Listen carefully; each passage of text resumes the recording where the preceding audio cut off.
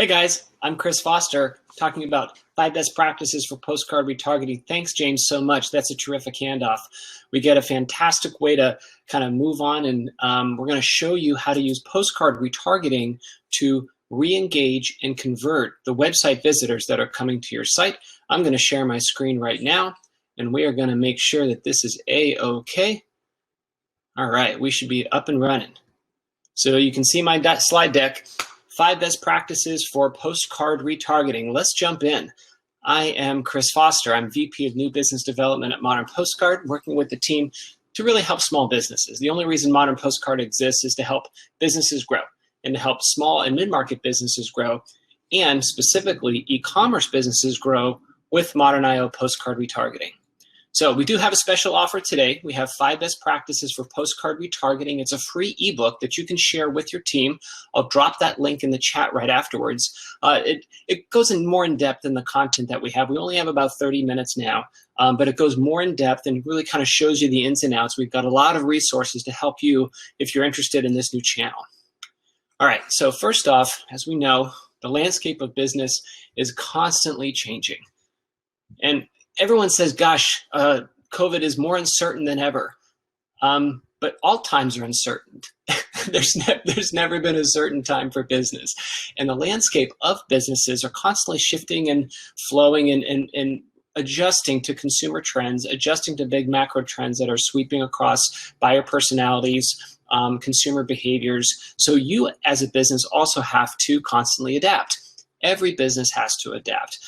Rebecca Minkoff had a fantastic keynote this morning talking about how she had to adapt and really find her path, and she adapted her way to build her brand the way she did. Clearly Amazon, clearly Facebook, clearly Google, they've constantly adapted throughout the years to improve their services so they can serve more customers in a variety of ways. And you do too. As an e-commerce company, you have to constantly adapt.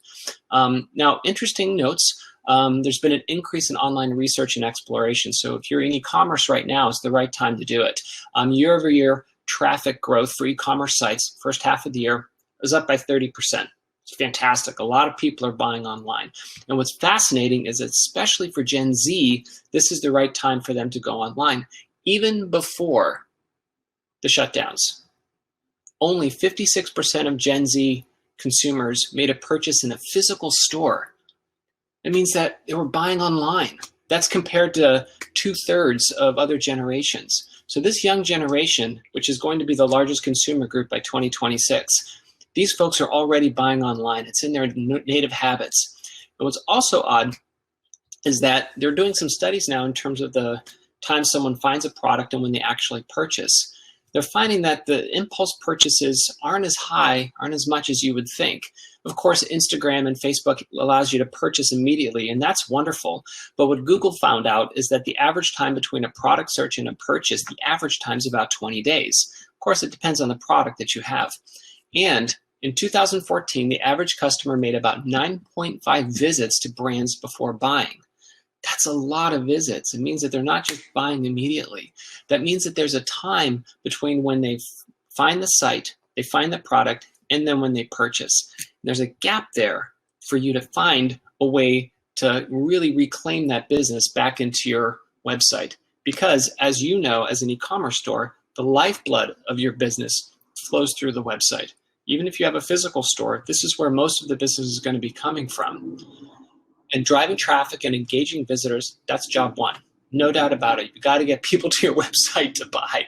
But the problem is, and this is persistent, 97% of your web traffic remains unknown. This is just an odd stat. It's really weird. It just hasn't changed. Only 3%, 2 to 3% convert right on that first visit. 97% leave. So clearly, conversion remains the persistent challenge for most brands, right? And there's a ton of ways to optimize, and there's a ton of ways to try to do this on-site or to drive in more traffic. But conversion is still a challenge for a lot of these e-commerce stores. So retargeting website visitors, that's commonplace. And that's a great way to get people back to your site so that they can convert. 50% of marketers are going to increase their retargeting budgets. And the folks from Facebook presented earlier about such great tools they have for e-commerce companies, and retargeting is one of them. If you go to a product and you tool around and you don't buy at that moment, those retargeting ads serve up later and remind you and have an easy way to kind of go back to that website to do the repurchase. So retargeting is a really important marketing channel that should be evergreen and persistent for all e-commerce companies. And those retargeting ads perform better than normal display ads. The click-through rate on retargeting ads is 0.7% versus 0.07%. That's a 10x difference for just normal display ads.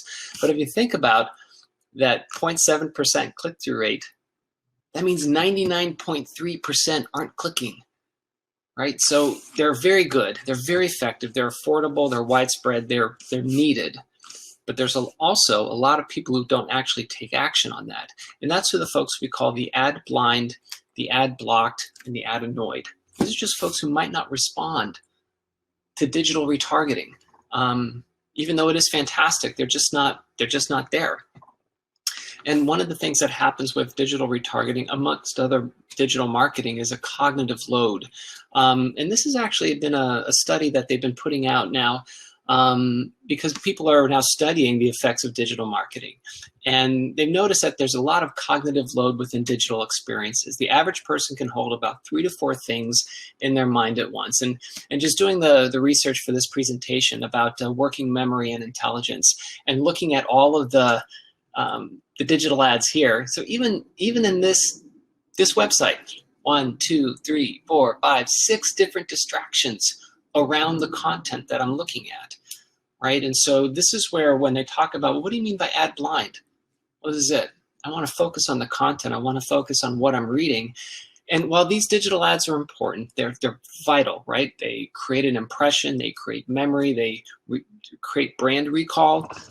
I can also get blind to them, and I can also ignore them. And the challenge then is that you're only using digital retargeting. Your digital retargeting won't reach those folks. You're not going to reach the people who skip by it on their feed, or are blind to it when they browse around on certain websites. So another alternative to reach those folks is retarget the website visitors with postcards. So what's postcard retargeting? Very simple concept. Visitors go to your website. Names and mailing addresses of about 50% or even more are captured in a privacy compliant way, and then postcards are mailed to the visitors the next day. It's retargeting, but it's using direct mail to do the retargeting.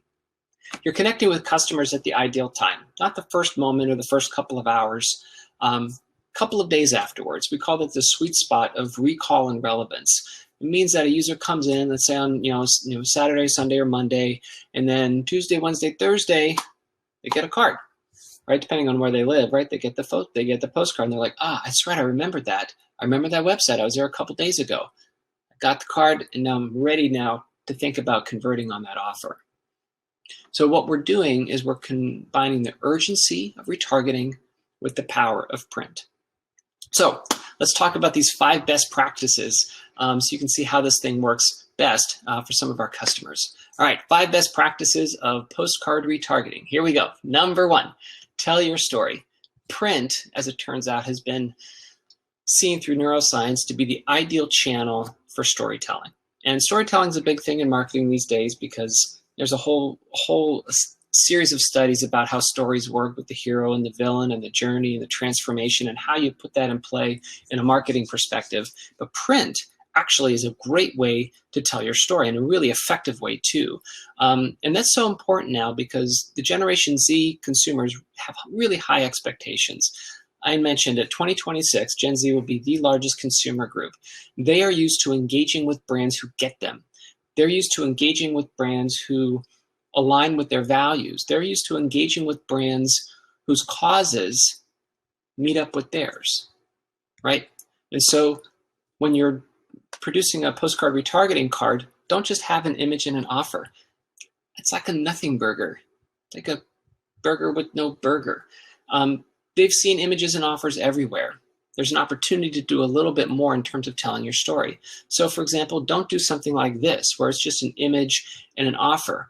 This is a fantastic brand, Love this brand. They do organic mattresses in a completely eco-certified company, all handmade in America. It's really, really cool, but they don't say anything about that on the card. It's just an image and an offer. Meanwhile, here's another brand. We love this brand. They tell a good story. Our clothes reflect your values and lifestyles. That's why we make organic fashion, right? Eco-friendly, organic, made in the USA. The story there is just so quick, and it's easy to spot and remind the user why they visited that site in the first place. Really good storytelling, and just in an economy of words and images. And this is why print storytelling works so well. It's rooted in our biology and civilization. So we've been reading for about 5,500 years. It's a long time, right? So physical print and physical engagement with print has been around forever. So if you think about this, let's say we've been reading for 5,500 years. It ends up being, hundreds and hundreds of generations of humans have been reading physical print. But we've only been reading digitally for 30 years. That's just 2 generations, right? I'm old enough to know when, I was in the workforce before there was the interwebs. We had a mail order and phone, right? That's how we communicated. And then we got fax, and that was crazy. So the digital, explosion has happened recently in our lifetimes, and we're still processing how to read digitally. So the physical print still has a much more powerful way to engage the brain. And here's what they found, that our brains actually respond to print. The reading process involves shifting from our visual system to interpretive and memory functions, right? That's what we do when we actually read something. And then, I'm not a brain guy, but enough to understand how this affects from a marketing standpoint. There are 3 parts of the brain that we're going to talk about today: the cerebral cortex, the amygdala, and the hippocampus. Words, reasoning, planning are on top, but the amygdala and the hippocampus is emotion and long-term memory. You're saying, well, Foster, why are you telling me this? That's because emotional responses to what we read may help determine what we remember. And why is that important from a marketing side? Because emotion and memory are the things that drive recall. They're the things that we respond to, and they're the things that we most importantly remember. So print and mail has a powerful impact on long-term memory encoding. So we've noted, and all the studies show that it's 35% stronger than social media, 49% stronger than email in terms of long-term memory encoding. Anecdotally, that seems to make sense, right? If you remember things that you might read much more than you remember things that you scroll through in an email, right? So the print media, because it's in front of you and physical, really has stronger impression on your brain. And engagement, as measured in neuroscience, helps drive that memory encoding. So it's 35% stronger than social media and 33% stronger than email in terms of engagement. So you're looking at brand recall and you're looking at engagement. Print outperforms digital in every category. And that's why you can use this tool of postcard retargeting to better tell your story, because it boosts engagement. And there's some articles that have been written about, especially for millennials and Generation Z, why print is so impactful, because most of these folks are digital natives. And print comes in and it's a brand new way for them to engage with your content. So take advantage of the physical nature of the card and tell your story, not just an image and offer, but really tell the story of your brand on the card. Great, best practice number 2, focus on the last stages of the buyer funnel, right? Everyone knows about the buyer funnel, I would hope, about awareness and interest and decision, kind of moving them through your e-commerce journey. This is designed for those last stages, right? So you've already done a lot of work to drive someone to your website. They visited your website, so they were aware, they created some interest, they went to your website. At this point, they're considering and comparing, right? They haven't converted yet, so they're thinking and weighing all the different options that are available to them.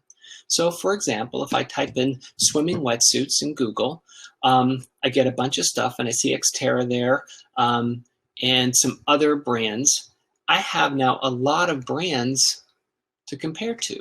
I've got a lot of places I can go to find out which product I want. And if I'm a person, I'm just going to open up all of these web tabs and go to all of these websites. That means that I'm still considering and comparing.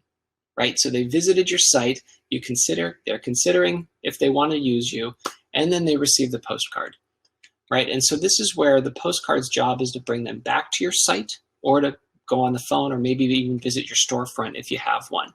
And what we have found with the return to site percentages is that most retailers are saying between 10 to 25% of visitors who receive the card come back to their site.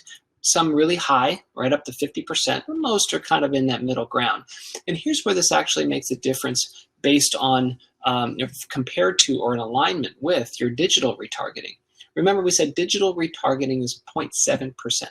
I mean, 7 out of 1,000 are going to come back to your website.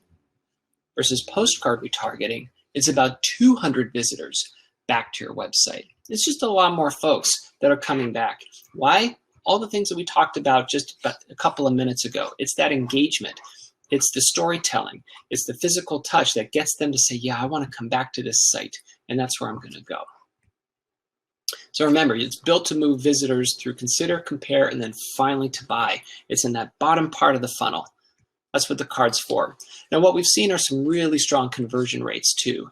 So a bedding, pillows, fabric, and interior design business, about a 37% return to site rate, an 8.8% conversion rate, and a $14.79 per conversion, less than 15 bucks per conversion. And he's selling, they're selling some really high-end stuff. So that is a fantastic cost per conversion. Gourmet and specialty food gifts, we've seen a 17% return to site rate, a 4% conversion rate, and a little under $24 per conversion. Just fantastic, because not only is it a first purchase that they're measuring, but they're also measuring lifetime value. So the return on ad spend is really high. Golf shirts, pants, and apparel, a 23% return to site rate, a 3% conversion rate, little less than $35 per conversion. And what they're also banking on is that when the users get the products, they love the product, and they return and go back to that site. So spending 35 bucks to get a brand new customer, that's a win. That's a total win for that brand. So best practice number 2 recap, focus on the last stages of the buyer funnel. All right, we're going to move on. Best practice number 3, use several creatives. I joke because clients say, how many creatives should I have on, because I've got multiple pages. And I said, well, it's kind of like cats. You have more than one, maybe, if it works for your site, but definitely less than 15. It really depends on the site.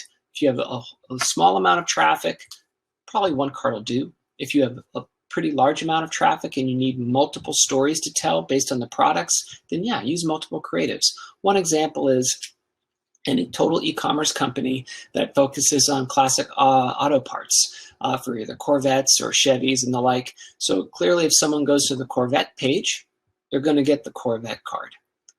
Another example is abandoned cart, right? Another e-commerce company has abandoned cart and category pages. So if they go to the abandoned cart, they don't buy, it's a great way to retouch that person to get them to come back. And there's also maybe specific categories, either lighting or the like, where they can focus an image and a message on what the user visited and what they're interested in. So best practice number 3, use multiple creatives. All right, we're doing well for time. Best practice number 4, refine your targeting. The targeting aspects of postcard retargeting is pretty sophisticated, and what you'd want to do is to figure out what's most important on your website and who are the folks you want to reach. So you can choose specific and high-profile URLs to determine how many cards you send. You might have 1,000 cards per day. Maybe your budget doesn't allow for 1,000 cards per day, and you need to refine that down to maybe 100 cards a day or 200 cards a day or 50 cards a day. Then applying some filters and targeting really helps to make the most of the budget. It could be new items. It could be top-selling products, or you could refine it to 2 or more pages visited. If you don't have a lot of traffic, you might not want to refine it at all. You might just want to mail to the folks visiting. Usually 2+ pages visited is a very good filter to add, because that shows that there's intent for the user. The other way you can target is by geofence. You can use zip codes to localize mailings. This is important if you maybe have a geocentric group of customers that you want to focus on or that you only need. If you have some type of local event, or if you have some type of local business like a car dealership, or through an e-commerce side, you're only selling in certain times of the year to certain places, you can also use geofencing to refine your targeting as well. So best practice number 4, refine the targeting to make sure that you can meet the audience that you want to hit. Last, best practice number 5, plan the layout. The one thing about postcard retargeting, which is different than digital formats, is that you have 2 sides. And in creating a digital ad or creating an email, very important to use all those really good design elements, but it's a flat design, right? It's right there, which you're going to be scrolling through and you're going to be engaging. With the postcard, you actually have 2 sides to have a structure, whether your message, your story, your testimonial, your offer, and your image. And I like to reference 6 Degrees of Separation, one of my favorite movies, where he says the Kandinsky has 2 sides. Well, the postcard has 2 sides, and it allows you a lot of flexibility to figure out how you want to structure your message. So the addressable side, you treat it like it might be the very first look that the user will get. It's a story of kind of why they are what they are. Like the mentioned, Simon Sinek has been quoted often in saying that people do business with people who believe what you believe, right? But the format allows you an opportunity to tell your story.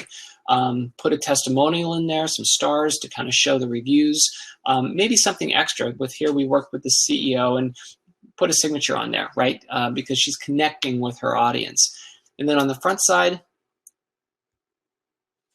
remind that visitor kind of why they visited your website in the first place. What are the differentiators? What's that unique offer?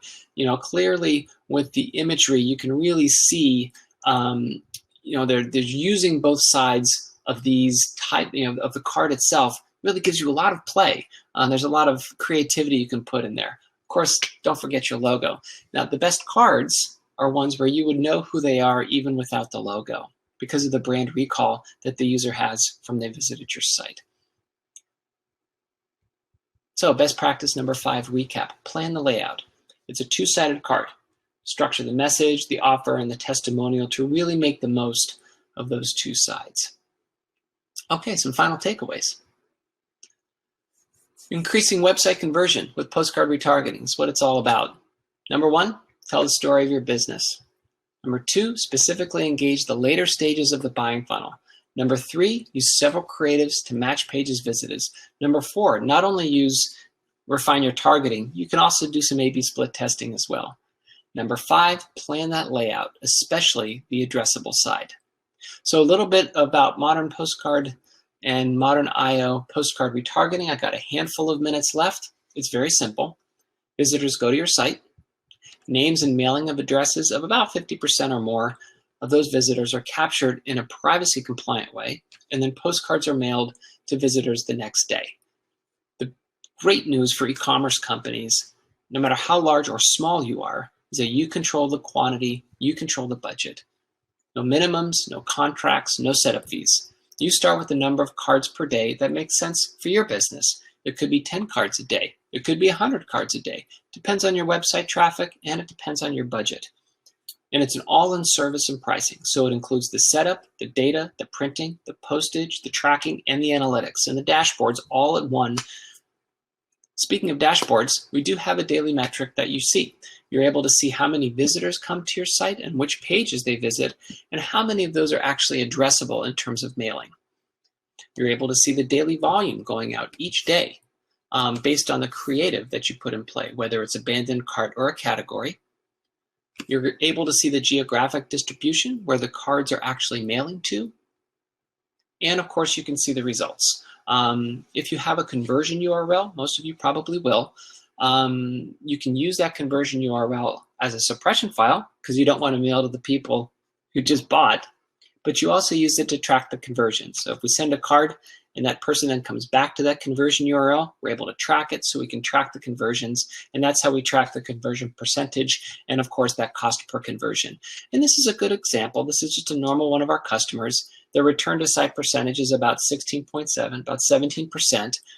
That's almost 19 times more than digital retargeting click-through rates. It's just worked, right, for our e-commerce companies, and it's been a delight for them as to add this new channel to their marketing so that they can get more conversions on their site. Clients typically start is a couple of steps, right? The first step is to call, to review your site, to kind of think about the best approach. We send a tag that you place. It's asynchronous, it's lightweight. Take about 5 minutes or so to drop that on. We have instructions for all various platforms, including the Shopify sites.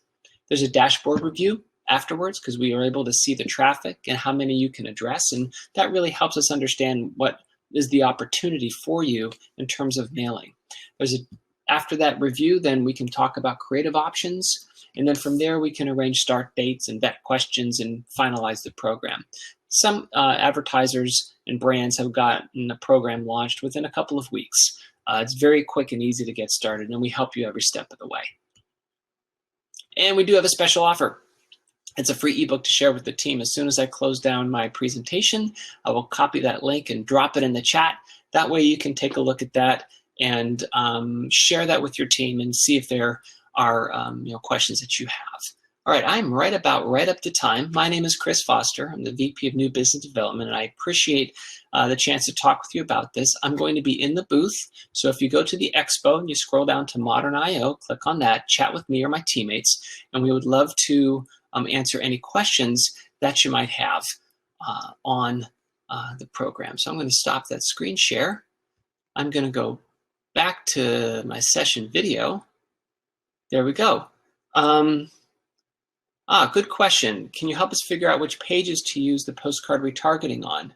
I would probably use that on product pages, on maybe your best-selling product page, or a product page even that you might have a hard time converting on. I would also definitely do it on your checkout in the abandoned cart page. So if we do it on the checkout page and we use a conversion URL to suppress the people who actually bought, then for the checkout, you can have a very specific message because essentially that's an abandoned cart. That's a great question. I'm going to click right now and get that link, and this is the free ebook. That's for you. Okay, I'm 3 minutes up. I'm gonna go so I can get the next speaker at 1 o'clock. His or her time to queue on in and get set up. Appreciate the time. I'd love to chat with you more to figure out how we can help you increase conversions and engage your customers who don't convert on your website using postcard retargeting. Thank you so much. Take care and have a wonderful afternoon.